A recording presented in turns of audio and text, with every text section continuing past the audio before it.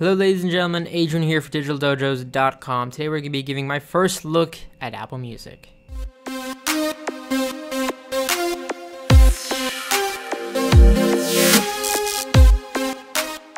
So to give you an idea, right now I'm an Apple Music subscriber, I'm a Tidal subscriber, and a Spotify Premium subscriber as well. However, that comparison of all the music streaming services and which one I decide to end up choosing will be for a future video. Today we're focusing solely on Apple Music.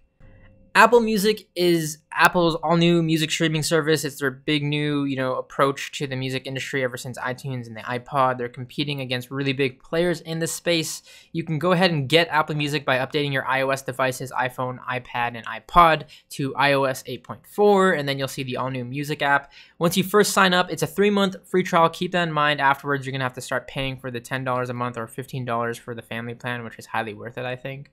However, once you sign up, it's going to go ahead and ask you music genres and artists that you're into to kind of build together a recommendation list of music that you like. Now, it takes into account stuff that you may have purchased in the past, and it has this cool little bubble interface for you to kind of choose artists and music genres that you really enjoy. It's kind of similar to that of the whole Beats One interface, and it's a big part of Apple Music curation. Once you're actually in the Apple Music interface, you have these 5 tabs, essentially. The first off is the For You tab. This is all about music that's catered to you, and this is all based off of recommendations, and this is ever-changing based off of your interest in songs that you tell Apple Music that you like. I'll give you playlists, I'll give you artists, I'll give you albums, the whole ordeal here. Now, that being said, in the top left, you have the ability to see your account. When you first sign up, you'll notice that it automatically follows all of the artists based off of music that you've already purchased. If you're like me and you don't want that, you should go ahead and tell it not to choose the artist for you and go ahead and do it yourself. I highly recommend doing that if you want to build like a manual recommendations list of artists that you're currently into and not just stuff that you've purchased in the past. In the top right, you have your search functionality between your own music library and Apple Music, since they're kind of fused together now. You have your new tab, which is all about music that's obviously brand new, things that have just recently came out, new releases. With 30 million songs in Apple's library, there's a lot of stuff for you to obviously choose from. You have the whole activities playlist that you can check out here for basic stuff that you may be into. And then you have radio, which is, another thing they're promoting. It's nothing crazy new. It's a whole, focus on the Beats One radio station, which is a 24/7 radio station. However, I gotta admit, listening to it for the last 2 to 3 hours, it is pretty interesting. It's, cool to think that 100 countries are listening to it all simultaneously, and they have something that's always running, and they have really great talent and all that. And the cool thing about it is once like for example, Zane Lowe, once he got done hosting, a playlist is automatically uploaded of all the songs he played for the whole set list of that broadcast. So it's pretty cool. While you're listening to songs live, you can actually add them into your own library, and that's a cool functionality as well. Next up is Connect. This is simply like the little fan to artist connection platform. Nothing crazy. It's just like for posting pictures, concerts, ticket sales, all that sort of thing. My Music is your music. It's your music library that you already own. It is playlists that you already own, also fused with that of Apple Music. So this is where you'll see pretty much everything as far as your library goes. All right, let's talk about the interface. I'm not a huge fan of it. I think the mobile interface is much, much better than the iTunes interface, which I'll be getting to in a second here, but I think a lot of things are just in weird sections. For example, like the whole activities thing is under the new tab. I don't know. I feel like there's a lot of clutter going on here. It's visually appealing. I like that, but there's just a lot of stuff that's just buried under here, and it's just so much going on all at once that it's not simple. And like, for example, to add things to playlists and stuff like that, look how many items are on this menu. There's just so much going on. It doesn't feel like something that's very Apple-esque to me. I think that they could have integrated this much, much more better. And that leads me to the whole iTunes interface. Or in iTunes, which I'm not a huge fan of to begin with. However, they integrated the whole Apple Music with this. I really feel like if they just did a standalone Apple Music app, it would have been much better, because you have the basic stuff. You have the For You, you have the new, you have the radio, you have Connect, which basically is like a shrink down or like a scaled version of what it is on the phone. You have all the basic stuff here. However, it's just so confusing and so cumbersome on the most basic stuff. So for example, I click on Justin Timberlake's 2020 Experience album here. Let's say I wanted to add something to my playlist here.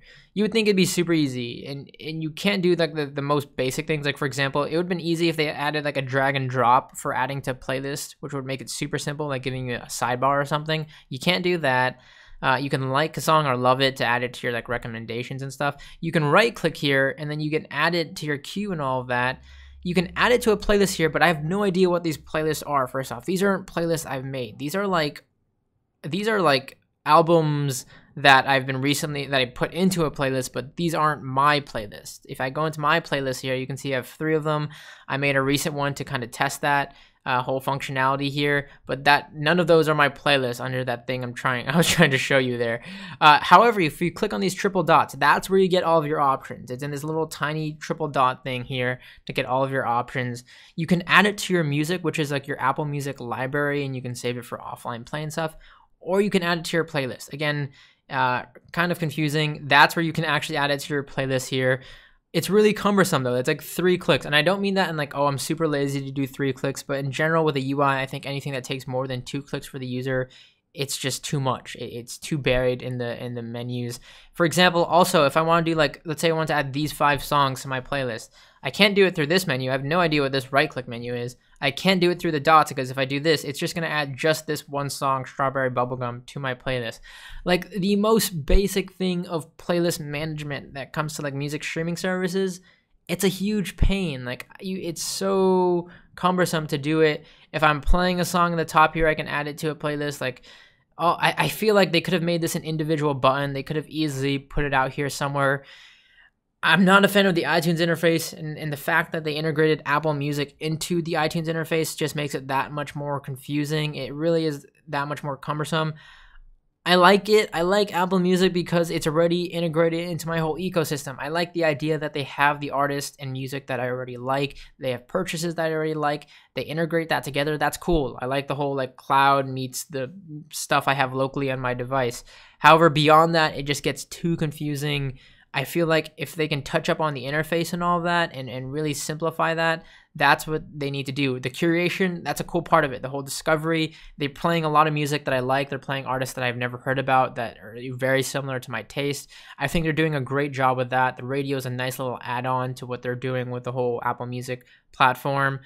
Connect is Connect. I'm not using that at all. But the basic interface, playlists, super simple stuff like that is really, really a pain and something that Apple just really dropped the ball on, I personally think. So hopefully in the future we still see updates. Again, this is my first like 24 hours with it. Again, I've been using Spotify, I've been using Tidal, I'll be using Apple Music for a while, and then we'll see which one I ultimately stick with. However, I'd love to hear your thoughts and opinions on Apple Music. What do you guys think? It's a 3-month free trial, so it doesn't hurt to try it out, see what your opinions are, see how it integrates into your whole lifestyle and overall, environment. And let me know down in the comments below. If you enjoyed this, hit that thumbs up button. You can check out more thoughts and opinions over at digitaldojos.com, and I'll catch you all in the next video.